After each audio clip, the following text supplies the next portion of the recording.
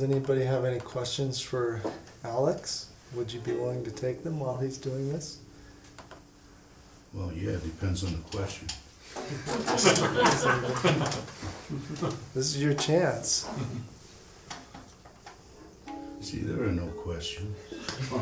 I have a question for you, and you may not want to answer it, but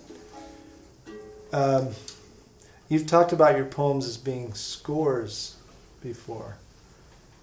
Does that mean when you're doing a reading that's not conventional speech, does your score tell you what to do? Yeah, even the conventional one.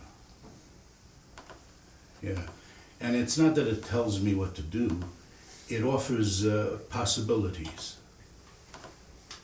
It tells me like a range of possibilities for any moment in the performance. So I can go in any, sometimes 5 ways. So I choose one of those 5, and choose one of those 2, choose one of those 20. And what guides me is that I try to surprise myself.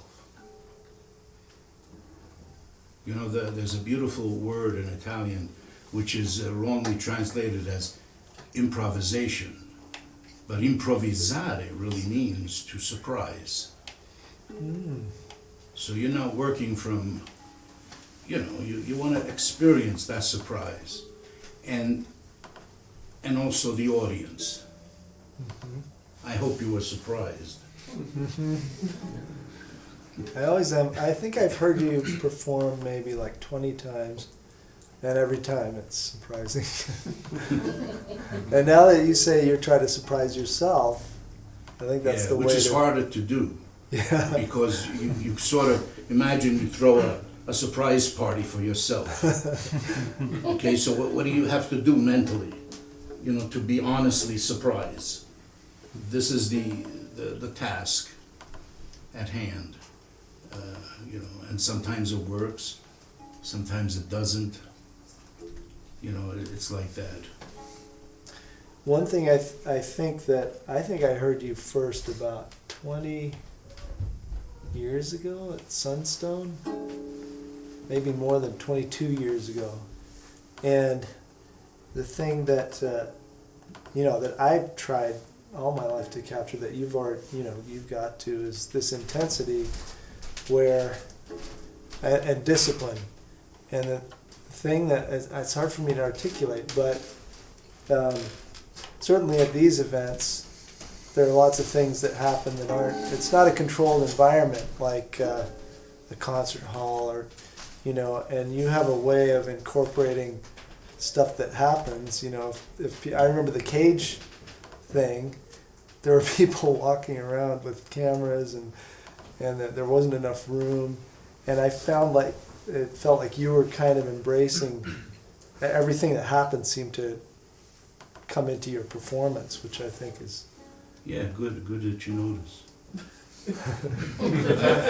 I think the things that you say are as important as what you don't say. They're really equal. You know, and there's a weird kind of exchange that happens. That's why whenever you read a text, there's the space in between the lines.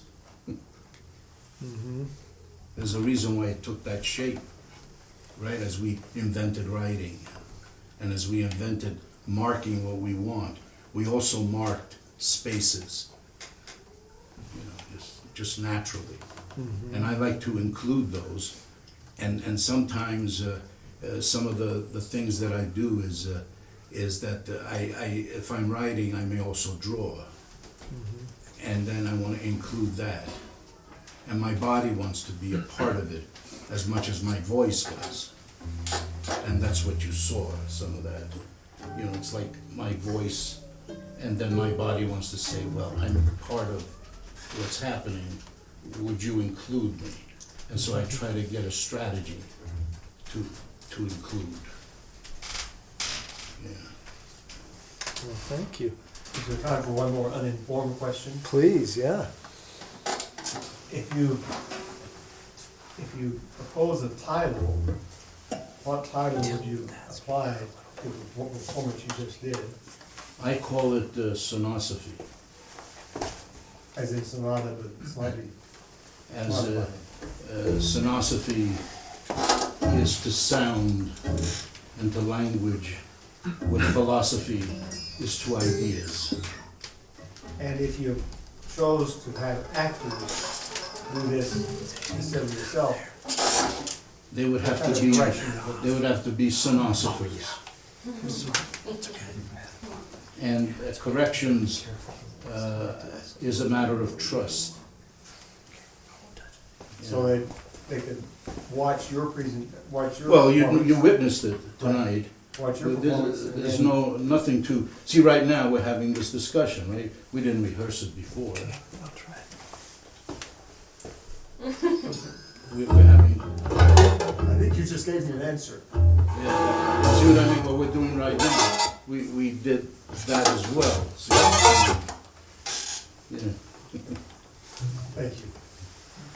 Yeah, okay, I'm sorry, one more question. I've noticed the last few times I've seen you, you've started to use more silence and more, parts of the experience of reading and speaking that we try to get rid of. You know, like when you're kind of ruminating and reading to yourself. And I remember when we were at Written Vision, you did another thing, I can't remember, but is that a new trend or what? No, what it is I've been trying to figure out what reading means. And Saint Jerome was, Saint Augustine walks into his room, you know, and notices something very peculiar that Saint Jerome is doing. You know, it was so peculiar that he had never seen anything like it before. Saint Jerome is looking at this book and is moving his lips now and then, but he's not saying anything. He had never witnessed anybody reading silently to themselves, because reading during this time period was always done out loud. So he inquired, and Saint Jerome told him that in his old age he wanted to reserve his voice for his lectures, and he had to devise a way of reading without using his voice, which was such a radical thing to do. You know? And so that affected me very deeply about 20 years ago. And I've been trying to figure it out, what that experience must be. You know, because, you know, reading out loud is not very interesting anymore to me anyway. Cool. Well, thank you. Are we ready, Steve? I have one straightforward question for you. Yeah. In the second piece you read, a couple lines in the single thing is what the thing does. Can you pull out or remember the very first line from that? Which one was it? The second piece you read, the very first line was about defining something or the error in trying to define something. I can't. Was it written down? Sorry. Was it what? Was that written or did you just, was that just? I can't remember. Okay, that's all right. But I usually, you know, it most likely was written in one form or another. Okay. Yeah. I just needed to, I don't know, I needed to hear the kind of sentiment that piece began on. Well, I can show you I was trying later. to remember. Okay, cool. Yeah, yeah.